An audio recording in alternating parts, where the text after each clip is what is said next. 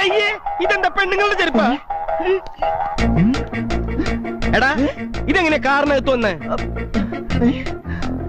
Hi guys, ഒരു വെറൈറ്റിക്ക് വേണ്ടിട്ടാണ് ഞാൻ സൗണ്ട് മാറ്റി പിടിച്ചത്. ഞാനിപ്പോ പോകുന്നത് ബത്തേരിക്കാണ്. സംഭവം എന്താ വെച്ചിട്ടുണ്ടെങ്കിൽ PS ന്റെ ഓഫീസിൽ എന്തോ ഷൂട്ട് ഉണ്ടെന്ന് അതിനാണ് പോകുന്നത്. ഈ ഇടയായിട്ട് ഫീലിംഗ് ലോണിൽ കുറച്ച് കൂടുണ്ട് എനിക്ക്.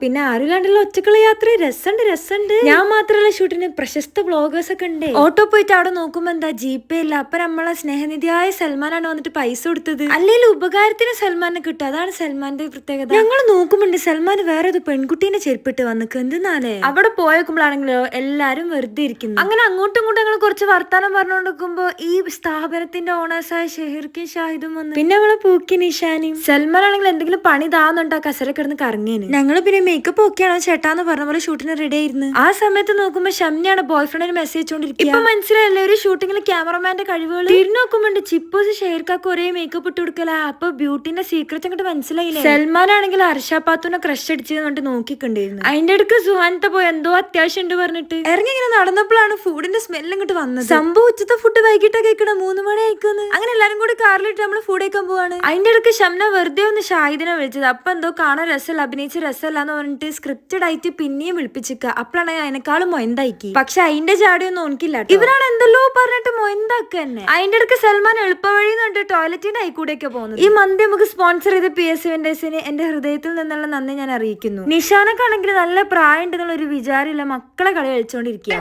ഇതെന്താ പെണ്ണുങ്ങളുടെ ചെരുപ്പാ?